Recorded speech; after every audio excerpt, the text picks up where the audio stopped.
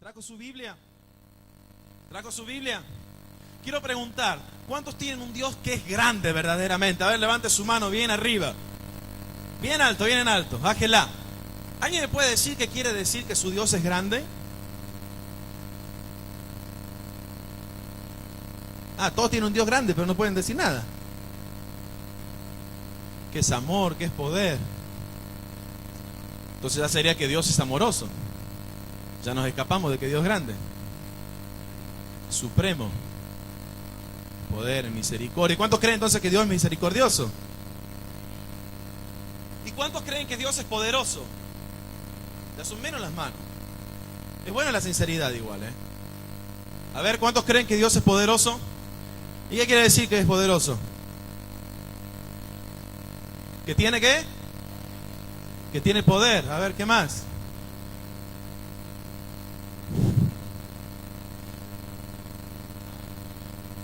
Amén. Bien. ¿Y cuántos tienen un Dios que es soberano? Levanten la mano, a ver, bien en alto. ¿Cuántos tienen un Dios que es soberano? Bien arriba, a ver la mano. ¿Y qué quiere decir que Dios es soberano? ¿Cómo?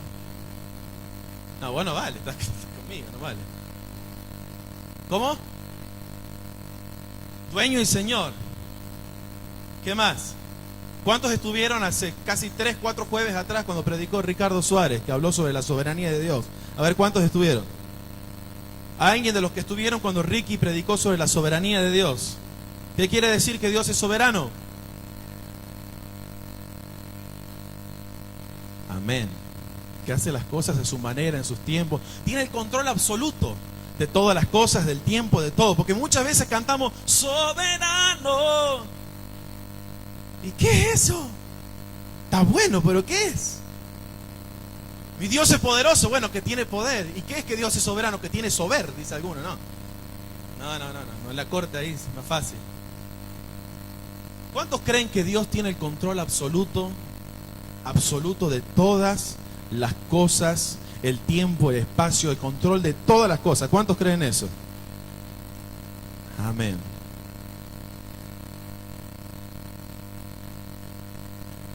Vamos a leer. Aclaro una cosa, como es un tema importante que voy a hablar esta noche. Un tema de verdad que ha cambiado mi vida. Lo he hablado con el pastor, se lo he leído el mensaje a los pastores, porque es un tema importante y necesitaba también permiso de ellos para poder hablarlo en esta noche. Así que ya estoy cubierto por lo menos, ¿sí? Vamos al libro de Efesios capítulo 1 versículo 3.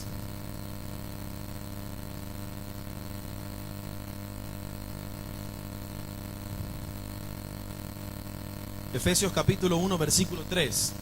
Qué bueno que mañana es feriado, ¿no es cierto? Lo que no les prometo que va a ser cortito esta noche. Siempre les digo voy a tratar de ser breve. Hoy no les prometo que voy a tratar de ser breve. Así que qué bueno que el Señor hizo que mañana sea feriado. El libro de Efesios capítulo 1 versículo 3 dice: bendito sea el Dios y Padre de nuestro Señor Jesucristo, que nos bendijo con toda bendición espiritual en los lugares celestiales en Cristo, según nos escogió. Luciano, bájale un poquito grave que rebota mucho. Según nos escogió en Él antes de la fundación del mundo. ¿Para qué? Para que fuésemos santos y sin manchas delante de Él. Versículo 5. En amor, habiéndonos predestinado para ser adoptados hijos suyos por medio de Jesucristo. Habiéndonos predestinado para ser hijos suyos por medio de Jesucristo, según el puro afecto de su voluntad, para alabanza de la gloria de su gracia, con la cual nos hizo aceptos en el amado, en quien tenemos redención por su sangre, el perdón de pecado según las riquezas de su gracia, que hizo sobreabundar para con nosotros en toda sabiduría e inteligencia, dándonos a conocer el misterio de su voluntad según su beneplácito, el cual se había propuesto en sí mismo, de reunir todas las cosas en Cristo, en la dispensación del cumplimiento de los tiempos, así las que están en los cielos como las que están en la tierra. Versículo 11. En él, asimismo, tuvimos herencia, habiendo sido predestinados conforme al propósito del que hace todas las cosas. Diga conmigo, todas las cosas. El que hace todas las cosas según el designio de su voluntad, a fin de que seamos para alabanza de su gloria, nosotros los que primeramente esperábamos en Cristo. En él también vosotros, habiendo oído la palabra de verdad, el evangelio de vuestra salvación, y habiendo creído en él, fuisteis sellados con el Espíritu Santo de la promesa. Versículo 14, que es las arras de nuestra herencia hasta la redención de la posesión adquirida para alabanza de su gloria. Puede decir amén esta noche a la palabra del Señor. Un capítulo muy importante en el Nuevo Testamento. Uno de los capítulos con mayores doctrinas del Nuevo Testamento, para ir desarrollándolo lentamente. Quisiera hablar un poco esta noche acerca de la soberanía de Dios en la salvación. La soberanía de Dios en la salvación. La salvación es eterna. La diseñó Dios, como leíamos recién, antes de la fundación del mundo. ¿Puede decir amén a eso? Es lo que leíamos recién. Cristo en la cruz me ha librado de la pena del pecado, y es en ese momento donde Él me justifica delante del Padre. Y eso no es algo que Él va a hacer muchas veces, que hace una vez, otra vez, otra vez, otra vez, otra vez. Y nos equivocamos y lo vuelve a hacer y lo vuelve a hacer y me vuelve a justificar. Él me justifica una vez y para siempre. Y en la cruz del Calvario se consumó la salvación. Por eso decimos que es eterna, es pasada, no presente ni futura. Él lo diseñó en la eternidad, como leíamos en Efesios recién, antes de la fundación del mundo. Ahora, usted dirá, ¿y qué es lo que Dios va haciendo en el presente en la vida de sus hijos? Lo que el Señor va haciendo en el presente es que nos va santificando y haciendo una obra constante en la vida de sus escogidos, de sus hijos. Va trabajando tan fuerte que nos va haciendo libres del poder del pecado. A eso le llamamos santificación. Vamos a ir un poquito desarrollando esto, ya que estamos hablando de la salvación. Más adelante en el futuro, Él nos va a glorificar, y eso va a ser cuando nos lleve a su presencia y nos va a librar por completos de la presencia del pecado. Nuestro Dios, en su soberanía e infinita sabiduría, diseñó la salvación para que sus escogidos fueran salvos de la condenación eterna. Dios, en su infinita misericordia y gracia, diseñó la salvación para que sus escogidos fueran salvos de la condenación eterna. Jesús es el Redentor que murió en la cruz del Calvario para salvarnos. Y el Espíritu Santo es el que convence de pecado y el que sopla vida y da una nueva vida a los escogidos por Dios. Ahora, muy bien, algunos creen que el sacrificio de Jesús, el plan de salvación, decía, vieron, le hablan a uno del plan de salvación y parece en 12 pagos sin intereses, sin anticipo. Vamos a hacer un plan cómodo, en cuotas, ya que hay mucha inflación, entonces le vamos a hacer un plancito de salvación. Muchos creen que el sacrificio de Jesús en la cruz comienza a gestarse cuando Adán peca en el Edén. Entonces Dios se sorprende al mirar esto, improvisa rápidamente: necesito un salvador, necesito un redentor, porque el hombre ha pecado, el hombre que yo hice pecó. Necesito urgente un salvador, necesito urgente un redentor para salvarlos del pecado. Déjeme decirles en esta noche que Dios es Dios, no es hombre. Dios no es usted, Dios no es yo. Dios es Dios, y es un Dios soberano, un Dios terrible, un Dios grande, como nuestra mente nunca lo va a entender. Eso es Dios. Muchas veces comparamos a Dios con cosas que podemos hacer nosotros. Y si yo puedo hacer esto es porque Dios también lo hace. Yo hago hasta aquí, que Dios haga lo otro. Y repartimos mitad y mitad. Yo una parte 50, Dios el otro 50. Yo tengo que hacer porque Dios solito no puede, ¿vio? Dios es Dios. Tengamos muchísimo respeto cuando hablamos de Dios. Por favor, querida iglesia, los que son hijos de Dios, tengamos mucho respeto. No bajemos a Dios a condición de hombre, como nosotros. Saque de su mente que Él es como nosotros. No limite a un ser infinito a seres como nosotros, totalmente finitos e insignificantes. Si pensaba en esta noche que le iba a dar una palabra de aliento, se puede ir a su casa diciendo: soy insignificante y finito. Bueno, yo no tanto.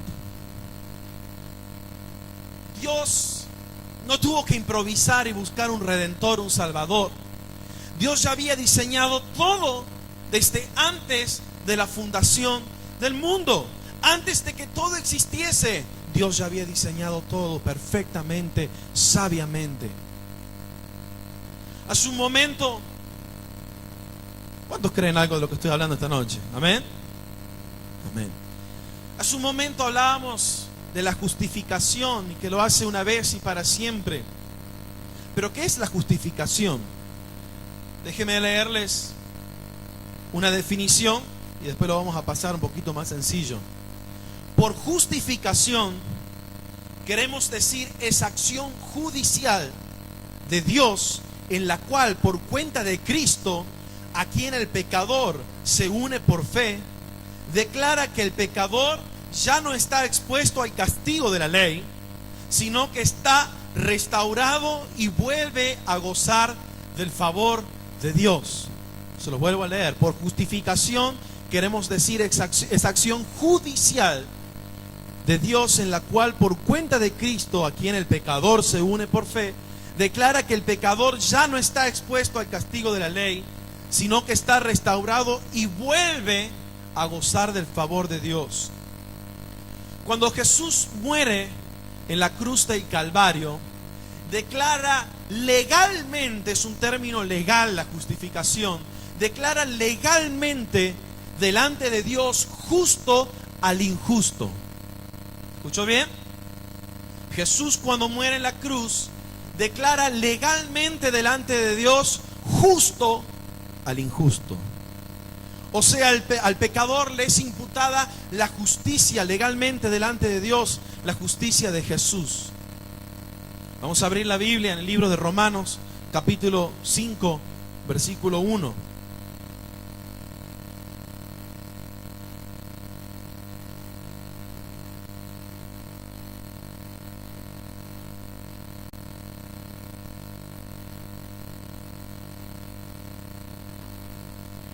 Dice la palabra del Señor: justificados pues por la fe, tenemos paz para con Dios por medio de ¿quién?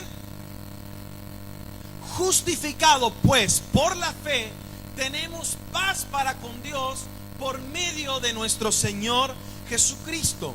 Por medio de Jesús y la fe estamos justificados y tenemos paz para con Dios. Aquí dice: tenemos paz con Dios. Pero hasta que no se produce en nuestras vidas el milagro del nuevo nacimiento, de ser llamados hijos de Dios, la Biblia dice que somos enemigos de Dios. Esa es la condición de todo ser humano delante de Dios, enemigos de Dios. No quieren que le hablen de Él. Odian a Dios por naturaleza. Esa es la condición de todo ser humano. Si no se produce en nuestras vidas el milagro de la regeneración, definitivamente no vamos a querer saber nada con Dios. Si en la vida del ser humano no se produce el milagro de la regeneración, de nacer de nuevo, no vamos a querer saber nada con Dios.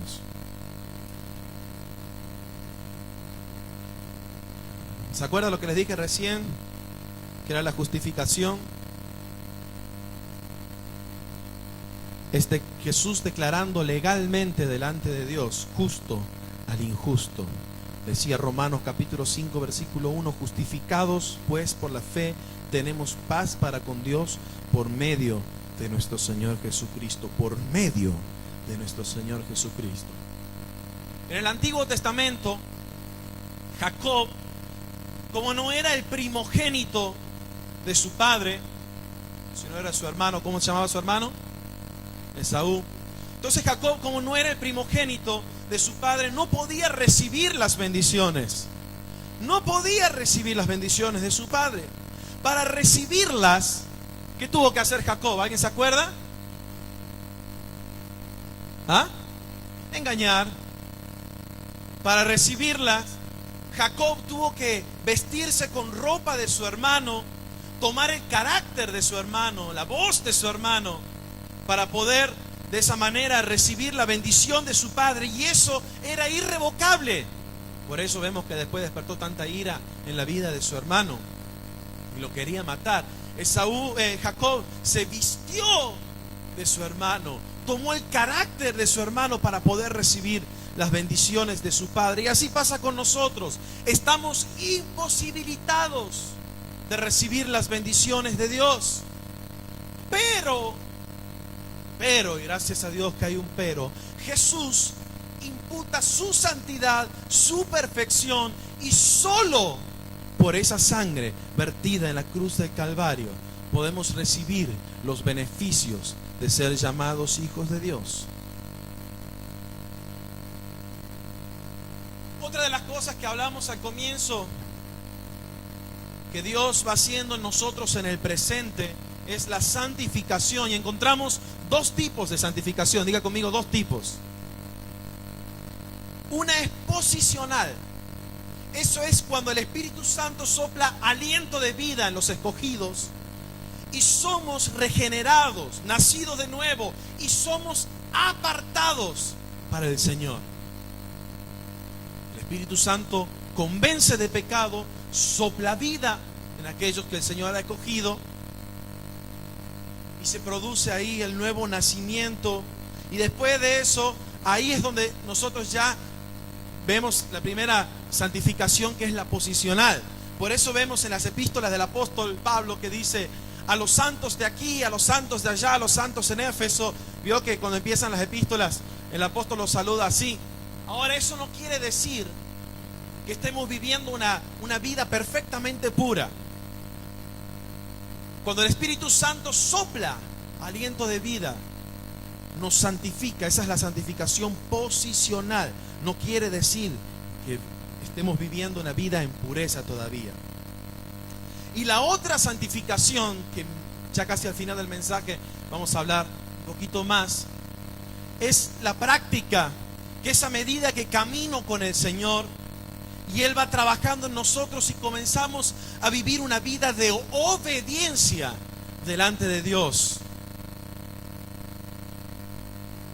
Como cantamos recién, quiero corresponderte, ser fiel por siempre y no fallarte más, que Él vaya santificando nuestras vidas. Pero al final hablaremos un poquito más de eso. Muy bien, como estamos hablando de la salvación, es una introducción muy resumida que hice hasta aquí, de las cosas que van pasando en el creyente cuando el Señor lo miró desde antes de la fundación del mundo. Y esto es una introducción solamente pequeña del tema central que quiero hablarles en esta noche, que es la soberanía de Dios en la salvación del hombre. Amén.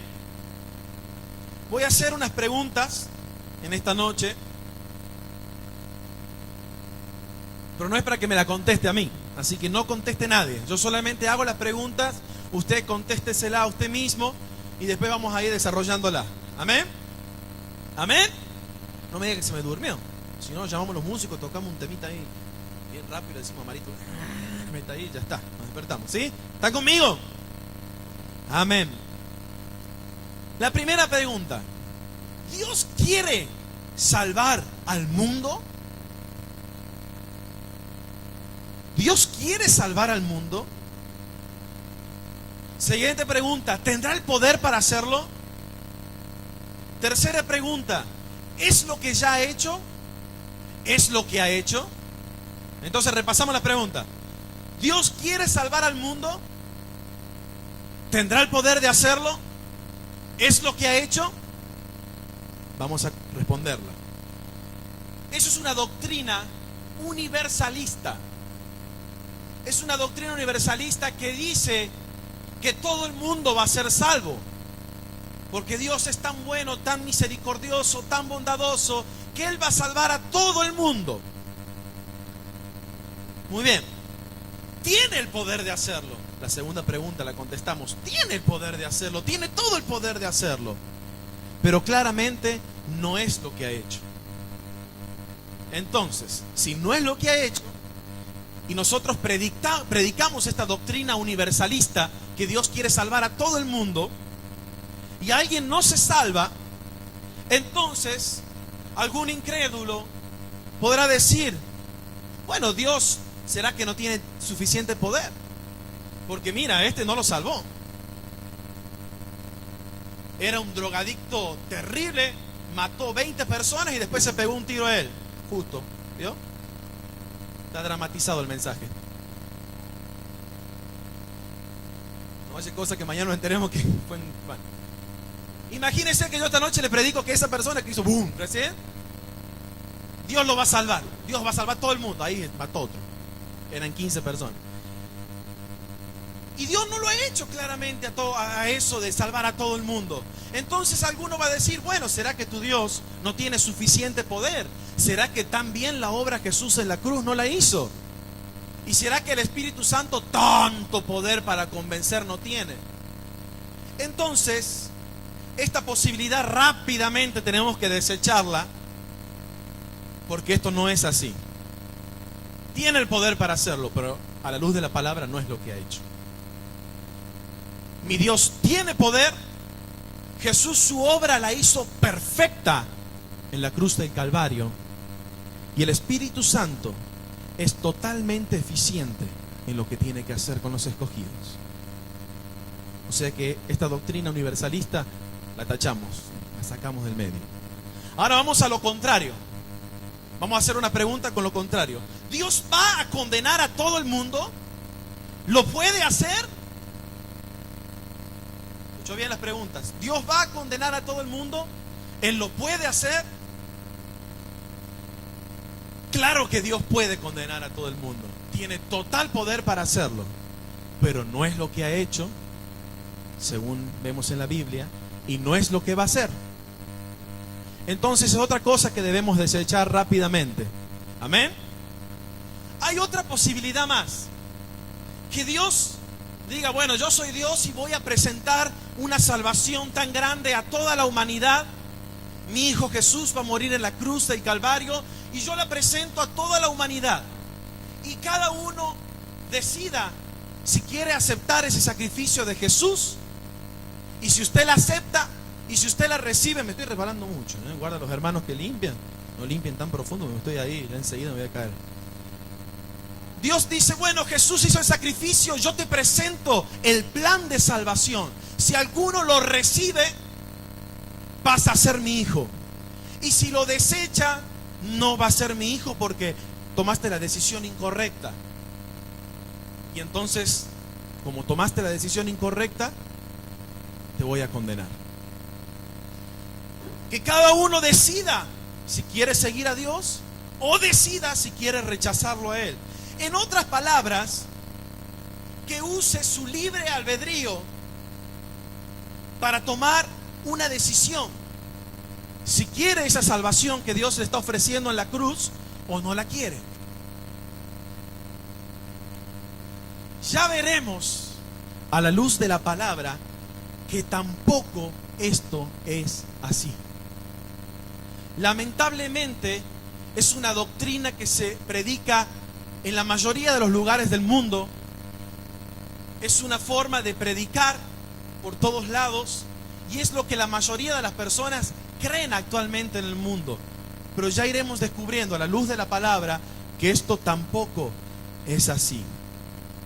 La otra posibilidad, la primera ya la descartamos, la segunda la descartamos, la tercera dijimos que vamos a ver a la luz de la palabra que no es así, también para que la vaya descartando por lo menos en su mente. Y la otra posibilidad es que Dios mire a la humanidad, mire toda la humanidad y diga, como ninguno de estos jamás me elegiría a mí, entonces yo lo voy a escoger a ellos. Es la cuarta posibilidad. Entonces lo que vamos a hacer en esta noche es encontrar en la Biblia, no en mis palabras, no en las palabras de un predicador, porque mis palabras se las llevan el viento, las palabras de un predicador se las lleva el viento, pero lo que dice la palabra de Dios permanece y permanece para siempre, porque la palabra de Dios es viva y eficaz. ¿Usted lo cree? Entonces apoyémonos en la palabra y no lo que le pueda decir yo solamente. Veamos en la Biblia, si usted ha leído algo del libro de Génesis o ha escuchado, vemos que Dios creó al hombre a su imagen y semejanza. ¿Está de acuerdo hasta ahí? Eso es lo que leemos en la Biblia, en el libro de Génesis, que Dios creó al hombre a su imagen y semejanza. Dios lo hizo perfecto, pero ¿qué pasó? ¿Qué pasó con Adán y Eva? Desobedecieron, pecaron, dice por ahí. Exactamente. Desobedecieron a Dios. Desde ahí en adelante, en lo que podemos descubrir en la palabra de Dios, no vemos que el hombre haya ido y haya tratado de mejorar lo que hizo Adán y Eva, sino que todo lo contrario. Desde ahí en adelante vemos que la humanidad ahí se ha ido depravando cada vez más y más y más y más. Y mire lo que estamos pasando hoy en día. Prenda el televisor cuando llegue a su casa, ponga un noticiero y seguramente a alguien mataron. Un auto chocó, dio vuelta porque el otro venía alcoholizado. Un desastre. Todo lo que se está viviendo. Todo. Y a decir todo, usted me entiende bien, no hace falta que detalle porque no es el sentido. Desde ahí en adelante la humanidad ha ido depravándose cada vez más y más. ¿Cómo estaba la tierra en tiempos de Noé? ¿Cómo estaba? ¿Alguien sabe? Corrompida, dice mi hermana. Se había ido depravando cada vez más y más, y eso es lo que estamos viendo hoy en día. Se está depravando cada vez más la cosa, cada vez está más fea la cosa. O sea que no vemos que hayan mejorado lo que hizo Adán y Eva, sino que la humanidad se ha ido depravando cada vez más. ¿Y por qué vino ese diluvio que destruyó todo? ¿Por qué vino eso? Y la respuesta que encontramos es por la misma depravación del hombre. Y al ver y al leer esto, podemos preguntarnos, pero entonces, ¿qué pasó? Dios se equivocó. Ah, ¿viste que no es tan soberano? Se equivocó. Y como se equivocó, se le salieron las cosas de control. Y entonces, ¿será que toda esa depravación alteró los planes de Dios? Dios había determinado una cosa, Dios había hecho una cosa perfecta y la depravación humana alteró todos los planes de Dios. ¿Y Dios qué hizo? ¿Qué hago ahora con toda esta depravación? Tengo que empezar todo de nuevo. ¿Por qué? Porque me salieron mal las cosas. ¿Será esto así? Déjeme decirle, mi querido hermano, que mi Dios es soberano. Diga conmigo, mi Dios es soberano. Él tiene el absoluto y total control de todas las cosas. Y nunca, jamás, nada podrá sobrepasar a Dios. Nunca, nada, y grábeselo, nada podrá sobrepasar a Dios. Se murió un hijo, se murió un hermano, se murió un pariente, me quedé sin trabajo.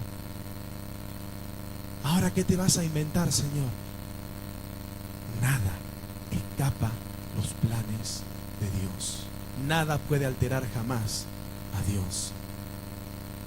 Entonces, si Dios no se equivocó, si nada le salió de control y todo estaba perfectamente planeado así, surge una pregunta. ¿Será que Dios destina personas para salvación y destina personas para condenación? Vamos a ver algunos ejemplos bíblicos sobre esta pregunta. Vamos al libro de Josué, capítulo 24.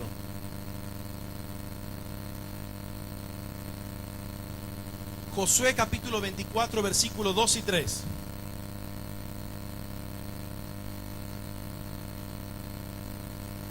Dice la palabra del Señor. Y dijo Josué a todo el pueblo: así dice Jehová, Dios de Israel: vuestros padres habitaron antiguamente al otro lado del río, esto es Taré, padre de Abraham y de Nacor, y servían ¿a quién? A dioses extraños. Miren lo que hacía Abraham, el padre de la fe. Servían a dioses extraños. Dice el versículo 3: y yo tomé, o sea, Dios tomó a vuestro padre Abraham del otro lado del río y lo traje por toda la tierra de Canaán, y aumenté su descendencia y le di a Isaac. Entonces, al leer esto, surge una pregunta: ¿Abraham eligió o Abraham buscó a Dios, o fue Dios quien llamó a Abraham? ¿Qué lee usted ahí? Dice el versículo 3 claramente: y yo tomé a vuestro padre Abraham. Yo tomé, dice Dios. ¿Quién tomó a quién? ¿Abraham eligió a Dios o Dios eligió a Abraham? Abraham, dice la palabra de Dios, que vivía en los pueblos paganos junto a su familia. Y Dios lo llamó a él. No lo llamó a su padre, no lo llamó a su hermano. Dios lo llamó a Abraham. Vamos a otro caso, otra cosa totalmente diferente, otra pregunta. Según la Biblia, ¿qué nación escogió Dios? ¿Qué nación escogió Dios? Israel. Así es, Israel. ¿Y por qué Israel y no otra nación? No alguna nación árabe, no alguna otra nación. ¿Por qué Israel? Algunos dirán, y bueno, porque Dios sabía que Israel iban a ser sensibles e iban a escoger a Dios. Seguramente iban a volver sus corazones a Dios. Vamos a Deuteronomio capítulo 7, versículos 6 al 8.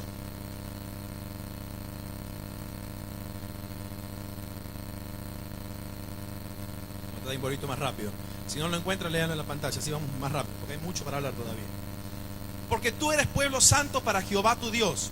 Jehová tu Dios te ha escogido. Escuche lo que dice la Biblia. Jehová tu Dios te ha escogido para hacerle un pueblo especial, más que todos los pueblos que están sobre la tierra. ¿Y por qué? Dice el versículo 7: no por ser vosotros más que todos los otros pueblos os ha querido Jehová y os ha escogido. Pues vosotros, ¿qué dice que ahí que eran? El más insignificante de todos los pueblos. Sino, el versículo 8: por cuanto Jehová os amó y quiso guardar el juramento que juró a vuestros padres, os ha sacado Jehová con mano poderosa y os ha rescatado de la servidumbre de la mano de Faraón, rey de Egipto. Está claro aquí en la Biblia, en la palabra de Dios, en el versículo 7, no por ser más que los otros pueblos, sino eran los más insignificantes. ¿Y por qué lo escogió Dios? Porque así le plació y porque los amó, como dice aquí su palabra. Así le agradó a él hacerlo. Y así podríamos seguir toda la noche, si usted quiere, viendo ejemplos bíblicos, tocando versículos y versículos, pero no vamos, María, y no vamos a llegar a ningún lado. ¿Y sabes lo que pasa con eso? Nos empezamos a ir por la rama y después no encontramos el tronco para volver al árbol, ¿no? Entonces, para no seguir toda la noche así, tome su Biblia en su casa y póngase a fijarse todos los ejemplos bíblicos, estos grandes personajes que admiramos muchas veces. Ninguno de ellos eligió a Dios. Ninguno de ellos eligió a Dios. Dios los eligió a ellos. Vemos en la palabra del Señor que Moisés no eligió a Dios. Él estaba tranquilo andando en su vida, hasta que vino Dios y dijo: Moisés, tú me servirás. Y lo llama Dios a Moisés. ¿Y qué dijo Moisés? No, yo no voy a ir. Yo no voy a ir. Porque soy tartamudo. Entonces no voy a ir. Soy tartamudo y no voy a ir. Y como Dios es tan respetuoso de la voluntad humana, le dijo, bueno, Moisés, quédate tranquilo, no vaya. Voy a buscar a otro. Porque Dios es muy respetuoso, muy caballero con la voluntad humana. ¿Qué dice la Biblia? Fue igual. ¿Qué le importó a Dios que era tartamudo si Dios lo hizo tartamudo? Si nada escapa del control de Dios. ¿Qué me importa lo que decís vos, Moisés? Vos vas a ir. Si yo digo que vas a ir, vas a ir. Si vos decís yo no voy a ir, yo te digo que vas a ir. Y se va a cumplir lo que yo digo, porque todo lo que Dios dice se cumple.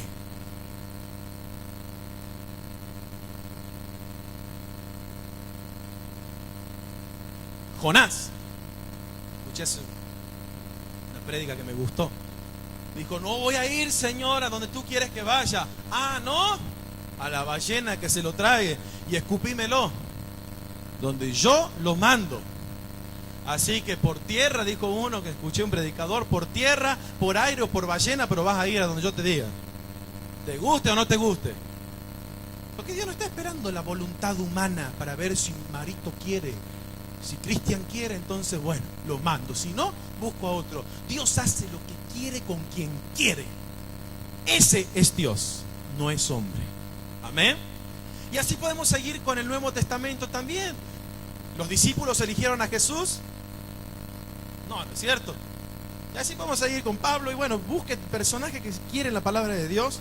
Va a encontrar que Dios los eligió a ellos. Muy bien. No solo a personas escogió Dios.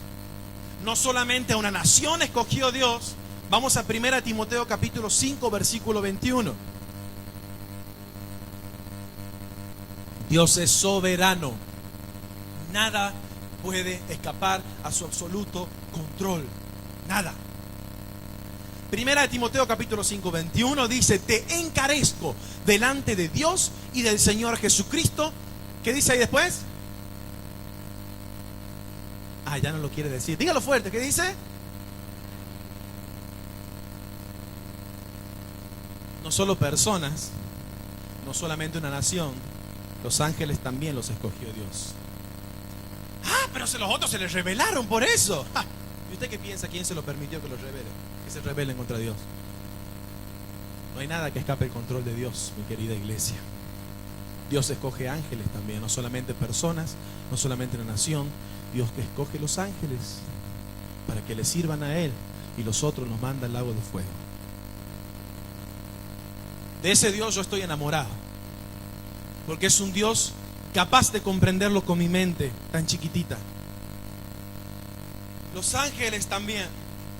Iglesia querida, Dios es soberano en todas las cosas, no en algunas. No limitemos la soberanía de Dios para algunas cosas y nada más. Dios es soberano en todo. Todas las cosas están bajo su control absoluto. Nuestras vidas, nuestras familias, nuestro trabajo, aún toda la porquería que hay aquí afuera de la iglesia, también está bajo el control de Dios. Todo. Y cuando decimos todo, es todo. También nuestra salvación. También nuestra salvación. Dios está en control de todas las cosas, también de nuestra salvación. Así que no es usted el que elige, no soy yo el que elige, es Dios quien elige a sus escogidos. Vamos a Romanos, vamos a seguir ampliando esto. Romanos capítulo 8, versículo 28 al 30. Romanos 28, versículo 28 al 30. Y sabemos que a los que aman a Dios, esto es a los creyentes, porque los que no son creyentes no aman a Dios. Y sabemos que a los que aman a Dios, todas las cosas les ayudan a bien. Esto es a los que conforme a su propósito son llamados. O sea que no es para todos, es a los que son llamados. Versículo 29. Porque a los que antes conoció, otra versión dice a los que antes amó, si no se basan en un atributo de Dios que es la presencia de Dios, que Dios sabía quién le iba a escoger a él. Y esto no es así. Porque a los que antes amó Él, también los predestinó para que fuesen llamados, para que fuesen hechos conformes a la imagen de Dios, de su Hijo, para que Él para que Él sea el primogénito entre muchos hermanos. Y a los que predestinó, a estos también llamó. Y a los que llamó, también justificó. Y a los que justificó, también glorificó. Aquí es muy clara la palabra de Dios. Hay personas a lo largo de la historia que Dios separó, como veíamos recién algunos ejemplos bíblicos. Y a estos que separó, dice la Biblia, que los predestinó para que fuesen hijos suyos. Y a los que predestinó, también los llamó. Él los llamó, y eso ya lo vamos a detallar un poquito más adelante. Y a esos que Él llamó, también los justificó, como hablábamos al comienzo, en la introducción. Y a los que justificó, también los glorificó, como también hablábamos al comienzo. Algunos dicen, pero yo soy creyente hace tantos años. Y quizás resumimos nuestra salvación a una determinada cantidad de años, a una determinada cantidad de tiempo. Pero en su palabra, como leíamos al comienzo, en el libro de Efesios capítulo 1 versículo 4, dice: según nos escogió en Él antes de la fundación del mundo. Antes de la fundación del mundo, para que fuésemos santos y sin manchas delante de Él. Quizás contamos desde el día que se produjo el milagro en nuestras vidas del nuevo nacimiento, cuando su Espíritu Santo convenció de pecado y pudimos, y Él sopló vida en nosotros. Quizás algunos cuentan desde ahí, pero déjeme decirle, hermano, que los que tienen la certeza que son hijos de Dios, y hay muchos que pueden decir: yo soy hijo de Dios, y yo tengo la certeza que soy hijo de Dios, pero déjeme que termine la frase. Los que tienen la certeza que son hijos de Dios y los frutos en su vida testifican que eres hijo de Dios, no solamente es tener la certeza de que soy hijo de Dios, sino que los frutos en tu vida te amparen a esto. Ellos fueron llamados hijos de Dios desde antes de la fundación del mundo. Vamos rápidamente al libro de Juan, Evangelio de Juan, capítulo 15, versículo 16. Vamos a leer palabras de Jesús. Dice el Señor Jesús: no me elegisteis vosotros a mí, sino que yo os elegí a vosotros. ¿Quién eligió a quién? ¿Quién eligió a quién? No me elegiste, dice el Señor, vosotros a mí, sino que yo os elegí a vosotros, y os he puesto para que vayáis y llevéis fruto, y vuestro fruto permanezca, para que todo lo que pidiereis al Padre en mi nombre os lo dé. Él nos eligió, no nosotros a Él. No fue nuestra decisión, no fue nuestra elección, no usamos el libre albedrío. Él nos eligió. Pero algunos dirán: yo sí me decidí por Cristo. Yo podría haber seguido otro camino, haciendo lo que quería, pero dije: no, me voy a plantar, voy a tomar una decisión y le voy a seguir a Él. Y se sienten especiales por esa elección. Dice: hay mérito en mí. Yo escogí entre dos caminos y este camino me llevó al Señor. Pero vamos a ver en el libro de Romanos la razón de por qué Dios nos elige a nosotros y no nosotros a Él. Romanos capítulo 3, versículo 11. Romanos 3:11 dice: no hay quien entienda, no hay quien busque a Dios. Nadie jamás buscaría a Dios, porque nuestra naturaleza que venimos cargando, esa naturaleza caída, es totalmente contraria a la de Dios. No podría elegirle yo a Él nunca, por eso Él tiene que elegir y escoger a los suyos. Desde que el pecado entró en el mundo, el hombre perdió totalmente la capacidad de elección. Si algo podría elegir el hombre, es todo lo que sea contrario a Dios, todo lo contrario a Él. Y por eso es que Dios, en su soberanía, escoge un grupo de personas para salvación.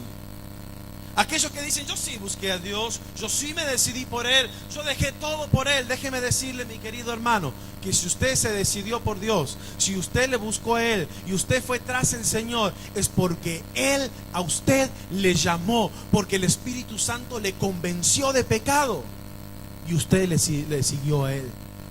Pero el que hizo la obra es Él, no usted, no yo. El que hace la obra perfecta Dice,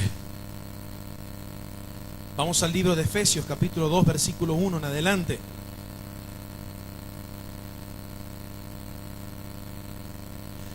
Y Él os dio vida a vosotros, presta atención con lo que estamos leyendo. Y Él os dio vida a vosotros cuando estabais muertos en pecados y en vuestros delitos. ¿Cuándo vio a un muerto decidir por algo? ¿Cuándo vio a un muerto que diga, no quiero ir con vos, quiero ir con vos? ¿Vio alguna vez algún muerto así? Yo llego a ver un muerto así, le aseguro que no me alcanzan los pies para correr.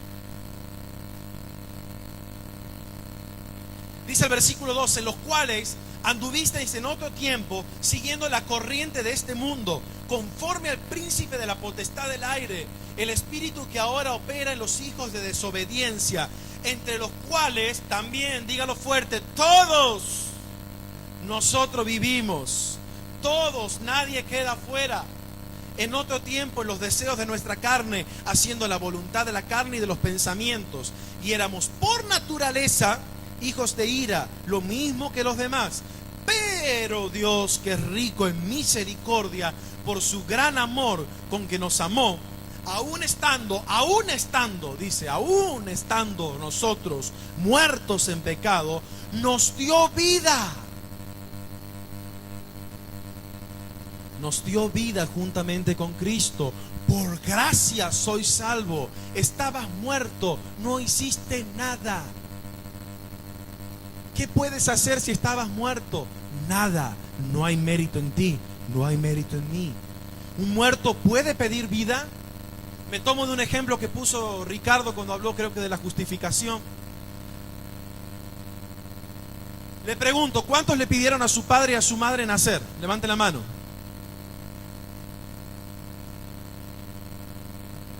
Sobran las palabras, ¿no es cierto? No podemos pedirle nacer a él. Si se produce el milagro de que Él sople vida sobre los que Él escogió antes de la fundación del mundo, si no se produce ese milagro, no.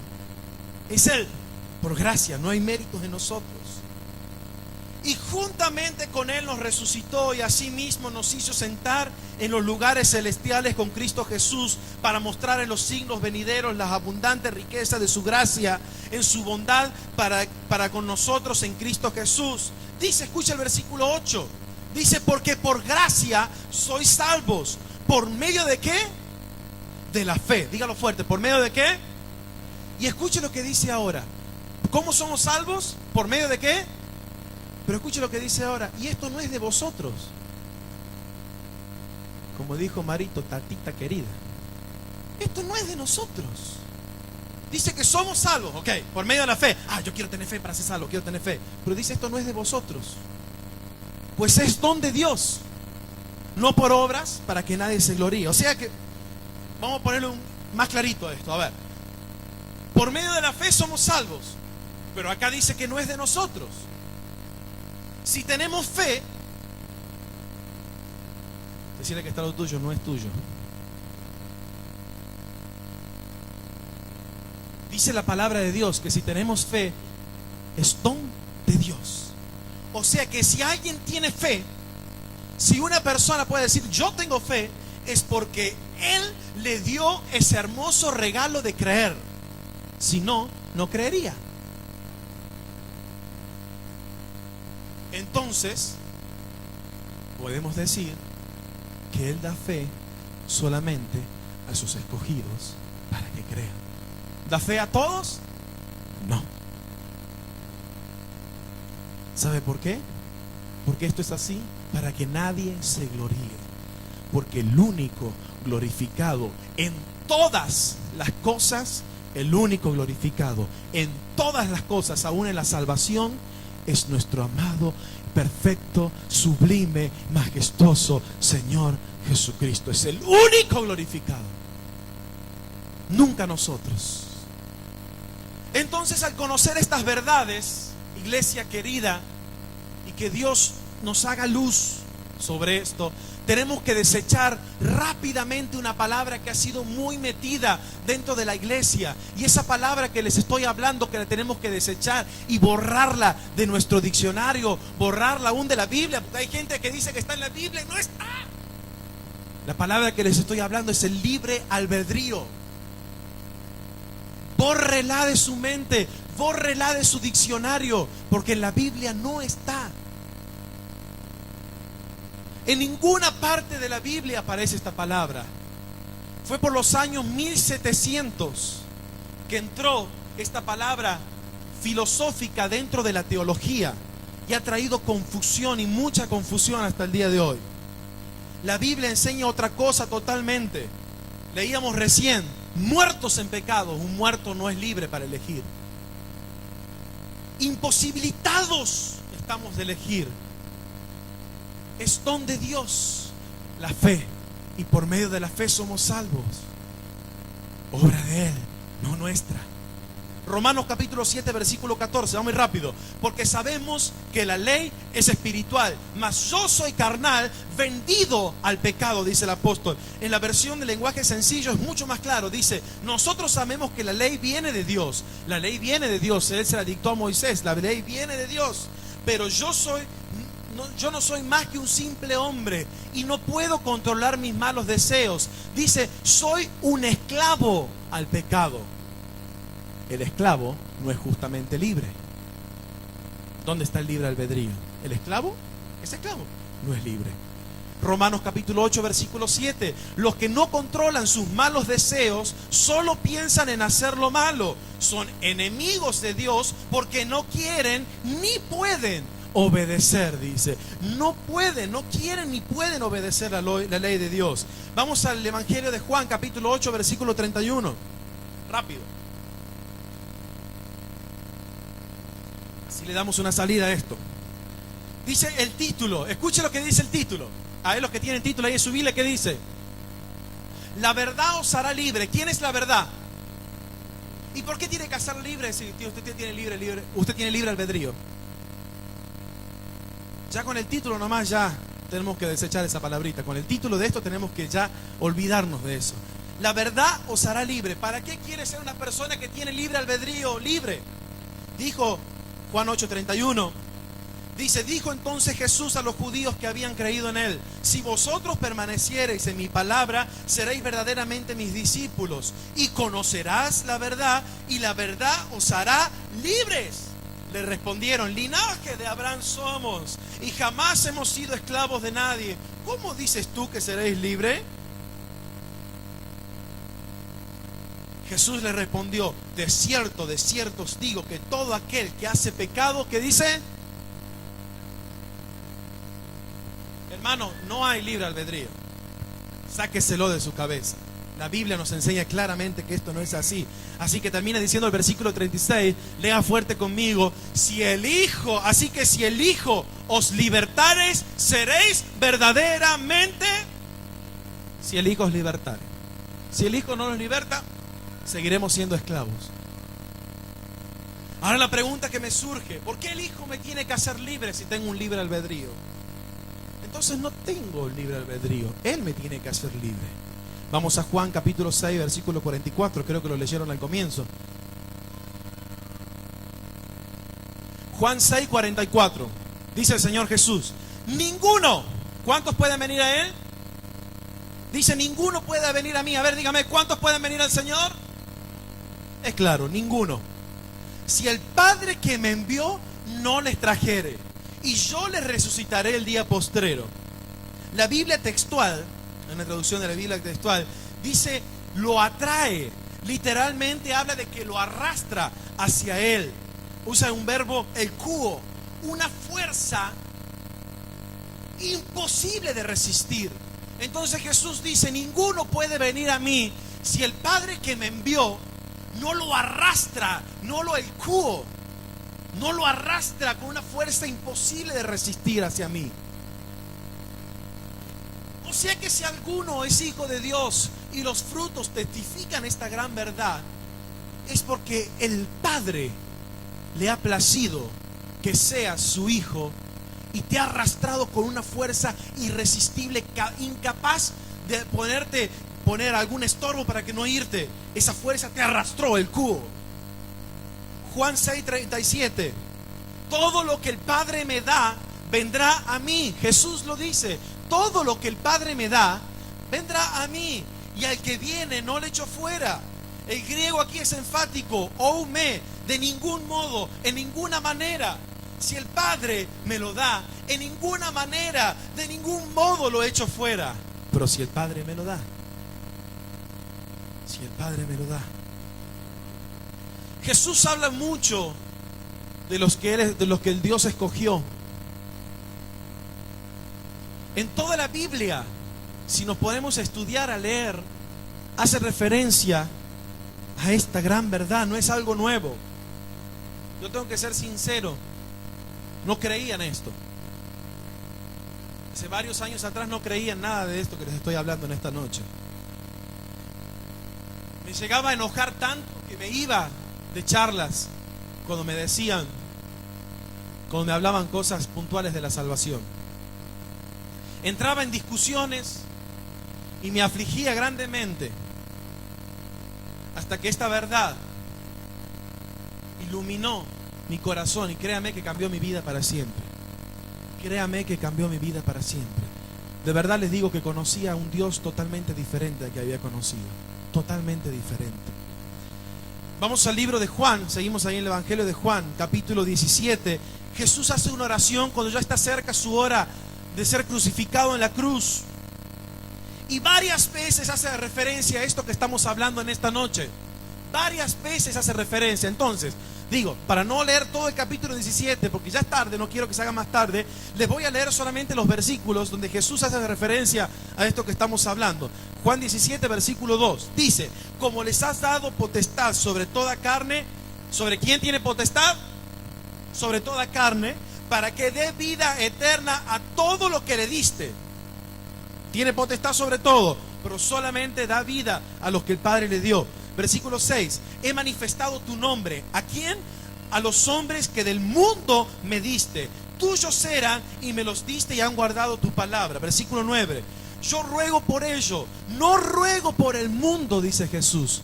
Yo ruego por ellos. ¿Por quién? Por los que Dios les dio, por los que Dios le entregó para que Él salvara en la cruz del Calvario. Yo no ruego por todo el mundo. Ojo, es claro Jesús aquí. Ruego por quién? Por los que me diste. Porque tuyos son. Cuando estaba con ellos en el mundo, yo los guardaba en tu nombre. A los que me diste, yo los guardé y ninguno de ellos se perdió. Los que Dios trae, ninguno de ellos se perdió, sino el hijo de perdición, para que la escritura se cumpliese. Es el versículo 12. Vamos al versículo 14. Yo les he dado tu palabra y el mundo los aborreció. ¿Por qué? Porque no son del mundo, como tampoco yo soy del mundo, dice Jesús. Versículo 15. Os ruego que los no ruego que lo quites del mundo, sino que los guardes del mal. ¿A quién? ¿A todos? No, a los suyos. No son del mundo, como yo tampoco soy del mundo. Léala completa después en su casa, esta hermosa oración que Jesús hace en intercesión por los escogidos. Dios hace, mi querido hermano, iglesia, Dios tiene que hacer esta elección, porque si no, todos iríamos sin excepción alguna al infierno, todos. Y si esto pasaría, no se cumplirían también todos los atributos de Dios.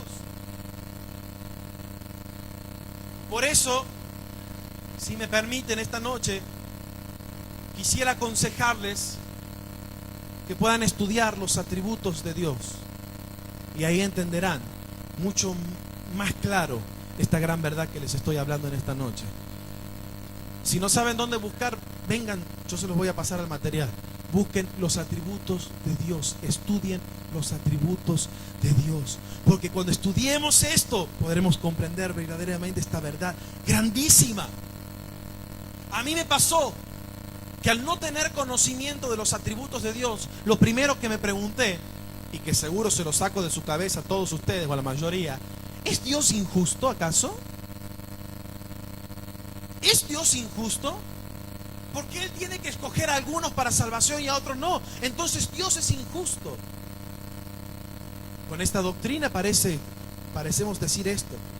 No voy a leerlo todo, pero solamente voy a leer algunos versículos, pero les animo que en su casa esta semana, le doy trabajo para la casa, trabajo para que usted vaya a hacer en su casa, cuando tenga ahí, separe su tiempo para devocional, estudie, no lo lea, estudie Romanos capítulo 9. Estudie y búsquelo y léalo una vez. todo el libro, todo el capítulo 9 de Romanos, y léalo, estúdielo. Vamos a ver Romanos 9, del 9 de adelante. Vamos a obviar algunos versículos. Dice el versículo 9 de Romanos 9: porque la palabra de la promesa es esta: por tiempo vendré y Sara tendrá un hijo. Y no solo esto, sino también cuando Rebeca concibió de uno, de Isaac nuestro padre, pues no habían aún nacido, dice aquí la palabra de Dios, no habían nacido, ni habían hecho aún ni el bien ni el mal, para que el propósito de Dios, conforme a la elección, permaneciese, no por las obras, sino por el que llama. Se le dijo: el mayor servirá al menor, como está escrito: a Jacob amé, mas a Esaú aborrecí. Vemos que eran dos hermanos. La Biblia dice bien claro que Dios amó a uno. ¿A quién?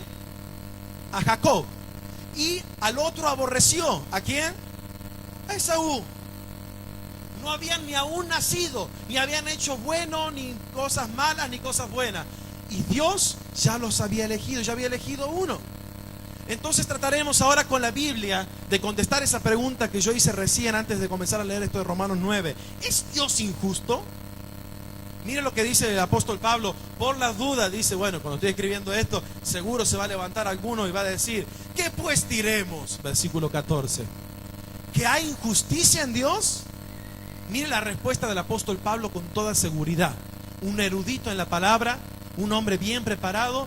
¿Hay injusticia en Dios? Mira lo que contesta el apóstol Pablo: en ninguna manera. Diga conmigo: en ninguna manera. Pues a Moisés dice: mira lo que dice a Moisés: tendré misericordia del que yo tenga misericordia, y me compadeceré del que yo me compadezca. Así que, dice el versículo 16, no depende del que quiere, ni del que corre, sino de Dios que tiene misericordia. Si dependiera de nosotros, habría méritos en nosotros, pero no hay méritos alguno en nosotros. No depende del que quiere. ¿Sabe por qué no depende del que quiere? Porque nadie quiere. Dice la Biblia que somos enemigos de Dios por naturaleza. Vamos al versículo 17, porque la Escritura dice a Faraón: para esto mismo te he levantado, para mostrar en ti mi poder y para que mi nombre sea anunciado por toda la tierra. Versículo 18, de manera de que quien quiere tiene misericordia, del que quiere endurecer, ¿qué hace? Del que quiere tiene misericordia, del que quiere endurecer, endurece. Pero me dirás: ¿qué pues? ¿Por qué pues sin culpa? Porque ¿quién ha resistido a su voluntad? Mas antes, oh hombre, ¿quién eres tú para que alterques con Dios? Dirá el vaso de barro al que lo formó: ¿por qué me has hecho así? ¿O no tiene potestad el alfarero sobre el barro para hacer de la misma masa un vaso para honra y otro para deshonra?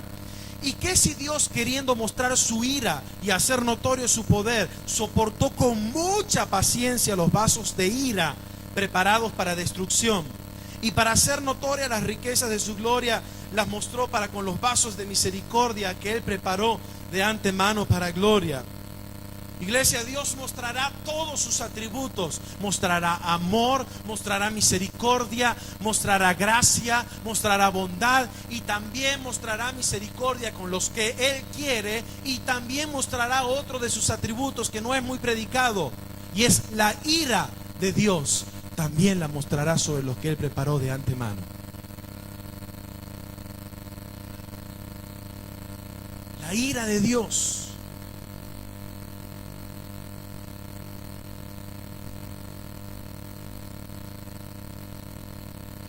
¿Quiénes somos nosotros para altercar contra Dios? ¿Sabe qué somos? Seres finitos e insignificantes. Dios no es injusto. Mire, le digo una cosa, para que usted entienda que Dios no es injusto. Hay un grupo que va a ir al cielo. Desde que se comenzó toda la creación hasta el fin de los tiempos, hay un grupo que va a ir al cielo. La pregunta es: ¿qué recibió este grupo que va a ir al cielo? Salvación. ¿Y cómo viene la salvación? ¿Por medio de qué? De la fe. Y algunos dijeron de la gracia. ¿Y qué es la gracia? Un favor inmerecido. ¿Qué recibió este grupo que va a ir al cielo? Gracia. Porque no merecían ir al cielo. Recibieron gracia de Dios. Ahora, va a haber otro grupo que va a ir al infierno. La pregunta es: ¿qué recibió este grupo? Justicia. Porque todos, dice, por cuantos todos pecaron y están destituidos de la gloria de Dios, lo que merecemos todo es el infierno. Así que si hay un grupo que va a ir al cielo, eso es gracia. Y si hay un grupo que va a ir al infierno, eso es justicia. En Dios no hay injusticia. Nadie recibe injusticia, porque Dios es justo y nunca podría cometer una injusticia, porque no es su naturaleza. Dios es justo. ¿Sabe lo que sería injusto? Que mande al infierno a alguien que merecía el cielo. Pregunto, ¿quién merece el cielo? Levante su mano.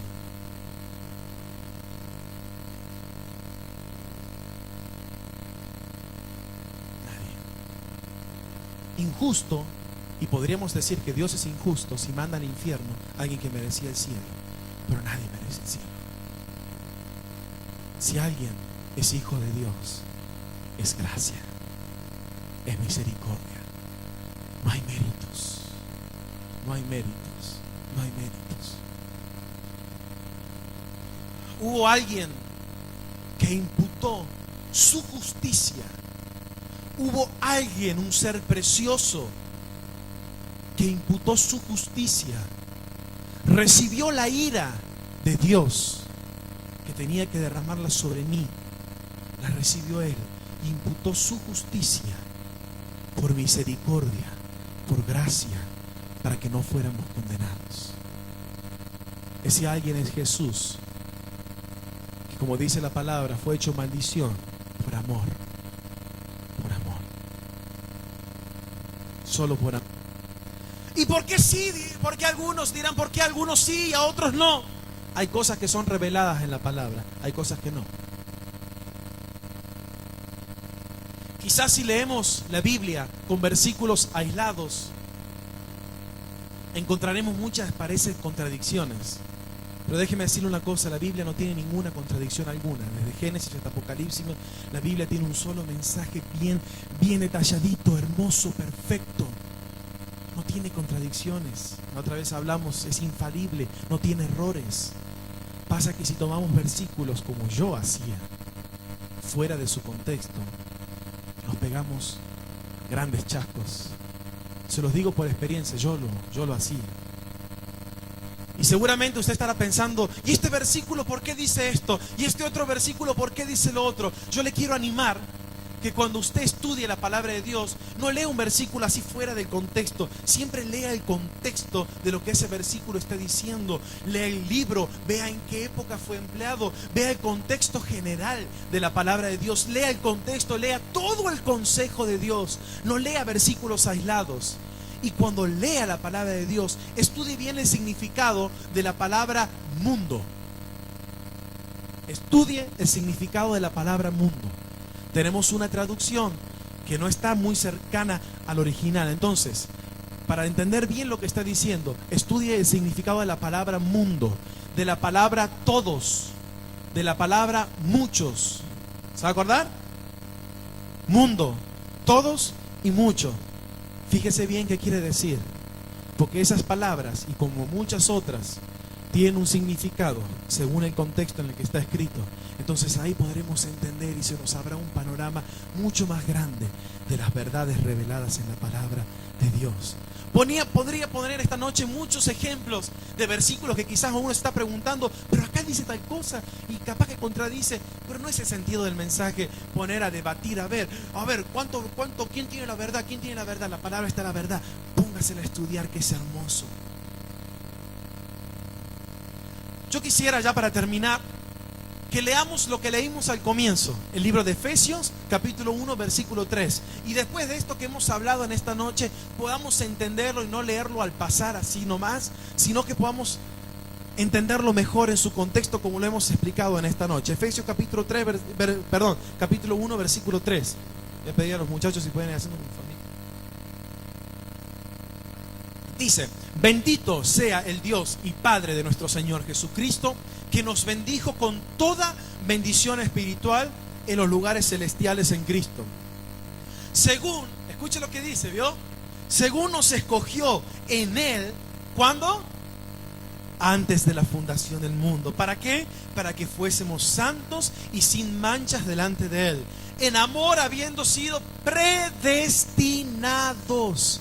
Él predestina hijos para salvación, habiendo sido predestinados para ser adoptados hijos suyos.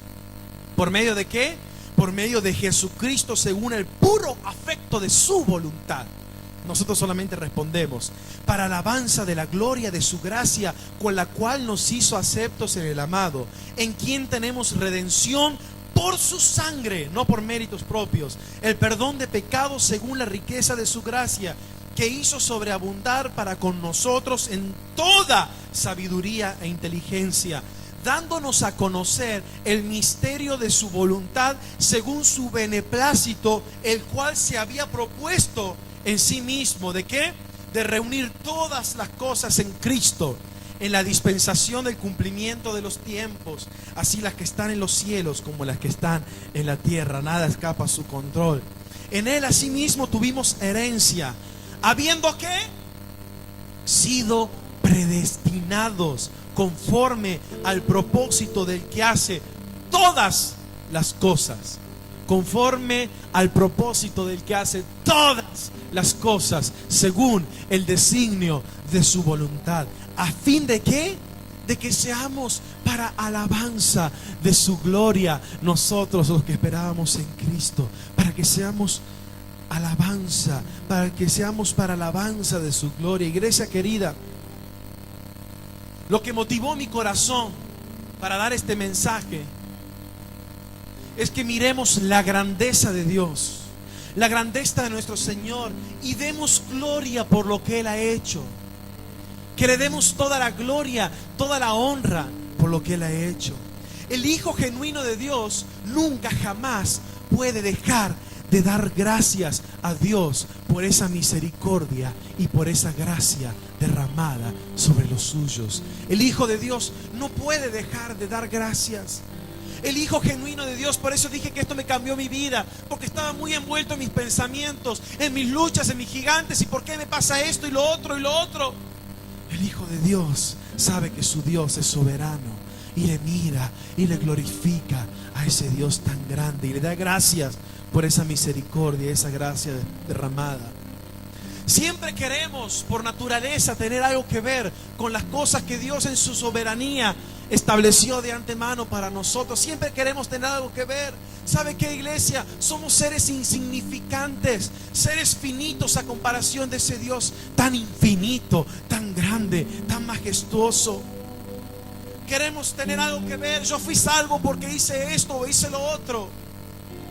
Escuchamos hoy en día tanto acerca de lo que podemos lograr, de lo que podemos alcanzar, del campeón que existe en nosotros, de visualizar cosas, de decretar lo que nosotros queremos. ¿Y qué es lo que ha pasado? ¿A qué nos ha llevado? A que Dios no sea más glorificado. Tú todo lo puedes alcanzar, tú todo puedes visualizar. Llama las cosas que no son como si fuesen. Decreta lo que tú quieres, porque tú eres hijo del rey, y un reino nos ha hecho Dios de sacerdotes. Entonces tú eres rey y puedes decretar lo que tú quieras, y Dios ya no es más glorificado. Miramos más a nosotros, a las cosas que podemos alcanzar, y dejamos de mirar esa gracia, esa misericordia derramada en la cruz del Calvario. Si no hubiese habido cruz, no hubiese habido salvación, no hubiese habido justificación, no hubiese habido santificación, y toda esa condenación eterna. Pero bendito sea Dios que proveyó para sus hijos de un cordero perfecto, sin manchas, para justificarnos. Y gracia fue derramada. Gracia fue derramada para que hoy podamos, los hijos escogidos de Dios, gozar de una salvación tan grande. No por méritos propios, no por obras o por merecimientos. Somos, le repito, para que se lleve esto a su casa, seres insignificantes que dependemos de un Dios infinito, grande, soberano, majestuoso, poderoso. esta verdad gloriosa que acabo de exponer en esta noche, lo único que produce en los hijos de Dios es mirarle a Él y darle la gloria, la alabanza, la exaltación al Señor. No un domingo en los cultos, no un ratito nada más. Cada día de nuestras vidas, los hijos de Dios levantan su voz, levantan su rostro al cielo, y no hay día de su vida que no corran ante el trono de la gracia para decirle: Dios, gracias por una salvación tan grande, porque no había nada que yo pueda hacer. Y quizás yo soy como el pueblo de Israel, el más insignificante de todos en esta iglesia, el más insignificante de todos en el mundo. No por ser mejor, pero porque a Dios así le plació. Puso su mirada sobre mí y me amó y me limpió y me perdonó.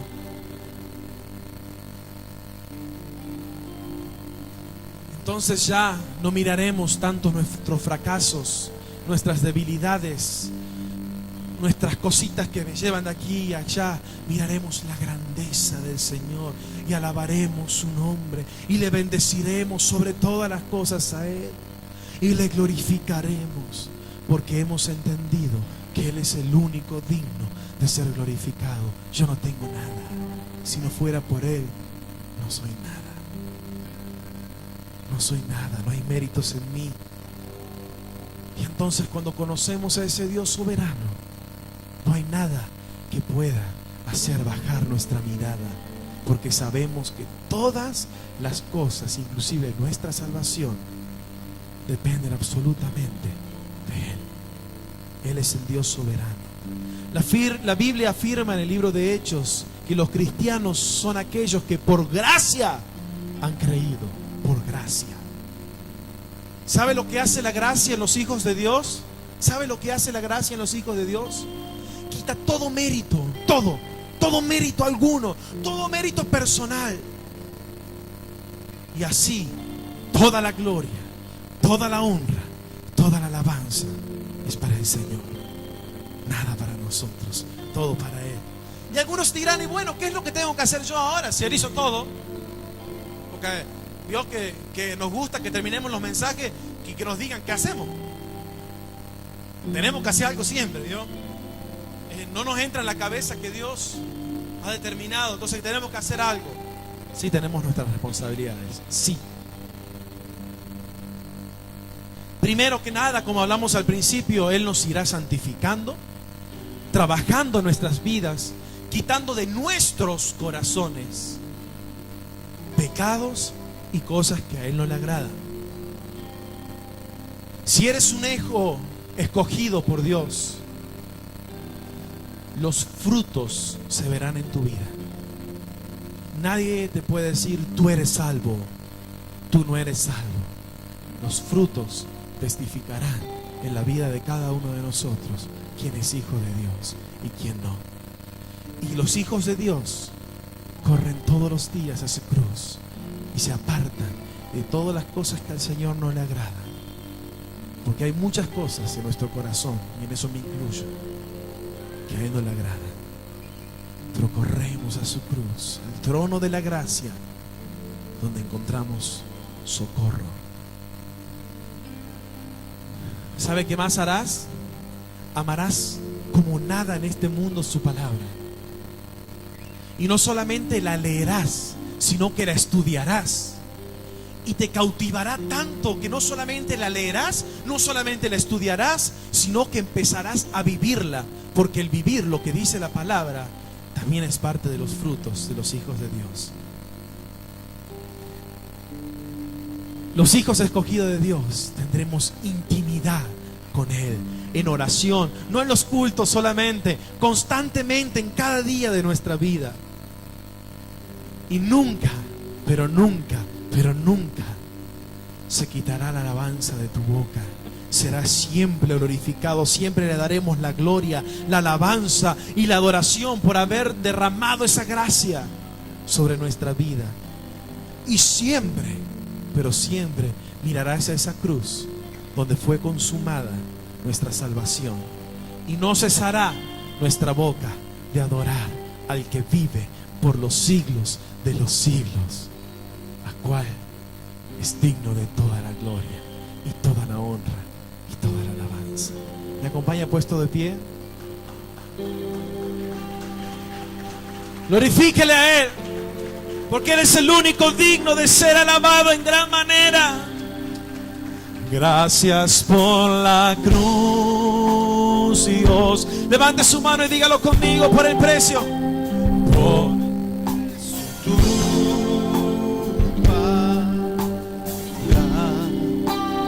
mi pecado y honor, tu amor quitó, dando gracia a Él. Levante sus manos y dígalo: gracias por tu amor, por las manos que herí, díselo. por las manos que Dígalo en voz alta, que se oiga del cielo. Pues tu río me limpió y siento al fin, no por mis méritos, tu perdón y salvación. Dígaselo. Digno eres, Señor, en tu trono está.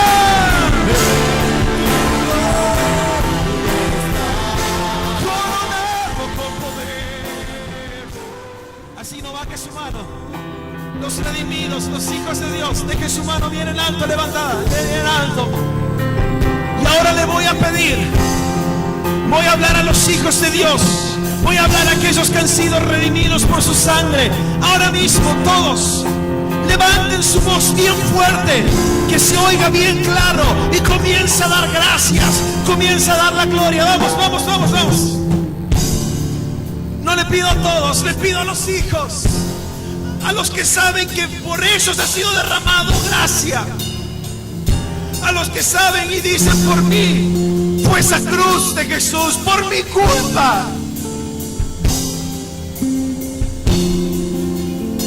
A los que dicen: yo soy el culpable de la cruz de Jesús, levante su mano, levante su voz y dé gracias. Glorifique, pero que se oiga. Que se oiga, que se oiga, que se oiga. Vamos a ver, todos juntos. No pido uno, pido a los hijos.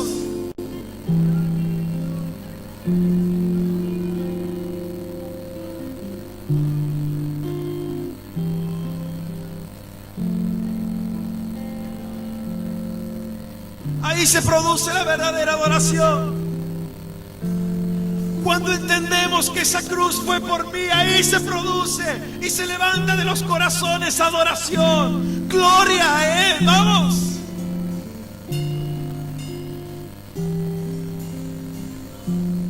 Te adoro, Señor, por tu cruz. Te adoro, Señor, por tu cruz. Levanto mi voz, levanto mis manos en esta noche por esta cruz.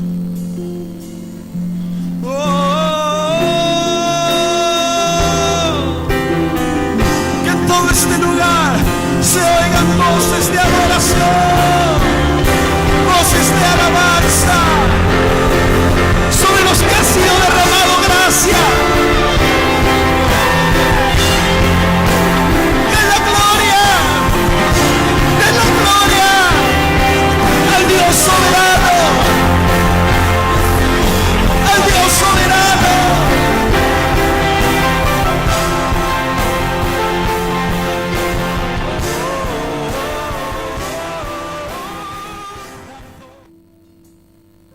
Con todo mi corazón quiero adorarte y glorificarte. Señor, nos miraste. Señor, no hay nada digno. Miserable de mí. Señor, miserable de mí. Y me escogiste. Señor, solo tu luz puede revelar esto en nuestros corazones. Miserable de mí, muerto en mis pecados y delitos, me diste vida. Señor, me trajiste de la muerte a la vida. solo propósito y es exaltar y glorificarte para alabanza de tu gloria.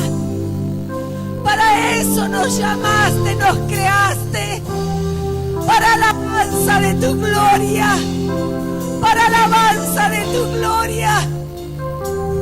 Nosotros, gusanos insignificantes, no por ser más que otros, solo porque te plació y nos amaste. Tanto amor, Señor, tanto amor conmueve mi corazón esta noche, pero hace brotar de adentro adoración. Adoración. Señor, esta noche no voy a callar y voy a decir que te amo. Y cuán agradecido estoy. Quiero decirte que te amo y que eres digno, y que eres digno, y que eres digno, y tus santos te adoran. Y tus hijos te aclaman y proclaman digno por la eternidad, hasta la eternidad. Eres digno, tus ángeles te adoran, tu creación te adora. Digno, Señor, digno, digno. No intento comprenderlo solo digo lo que está en mi corazón y por lo cual fui creada, para alabanza de tu gloria. Digno, digno, digno, digno, digno, digno. Digno es el Cordero de Dios.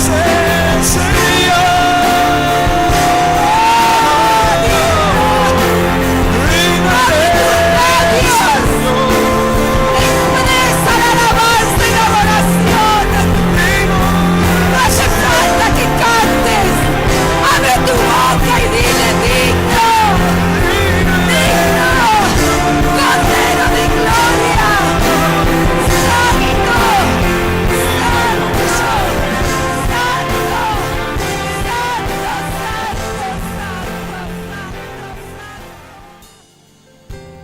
Gracias.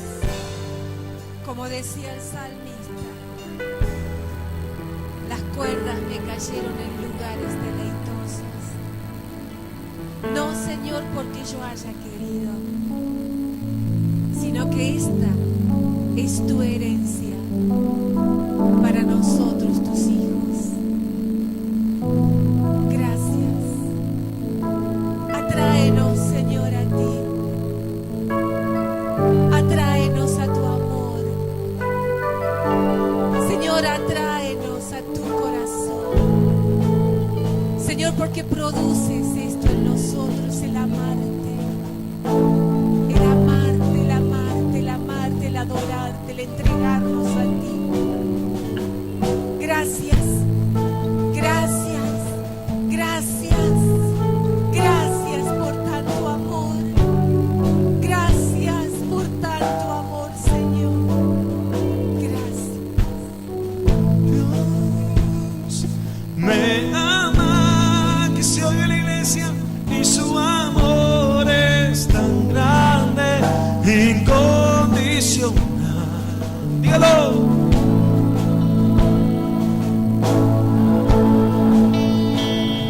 Y siempre está con sus brazos abiertos, que se oiga la voz fuerte de Dios. Y su amor es tan grande, incondicional.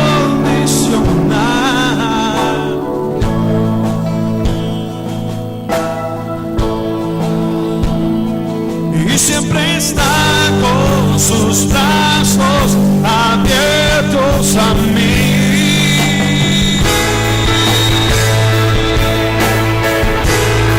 Alguien puede levantar su voz y decirle gracias.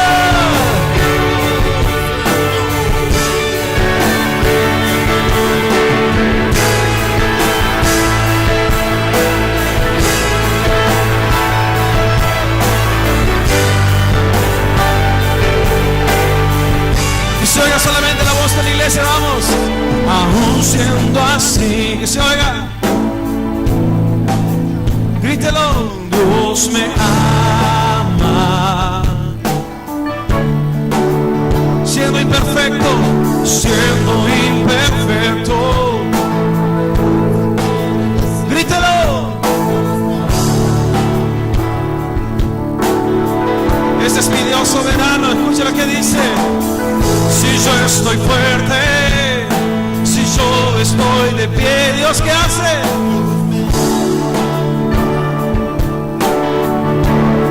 Pero si estoy débil, si estoy caído, ¿me dejará de amar? Él no me dejará de amar. Declárelo. Sin su amor, sin su perdón, no sé qué sería. No sé qué sería. Dios te amó tanto. Entregó a su Hijo para morir de mí. Si lo cree, con tus manos en alto, grítalo.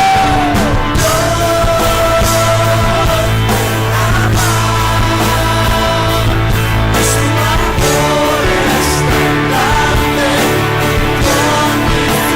Que se oiga tu voz.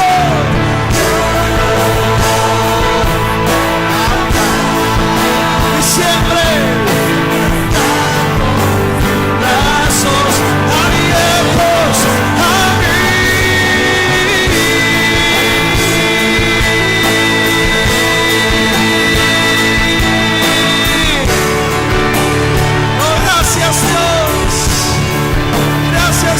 por tanta misericordia y gracia derramada sobre mí.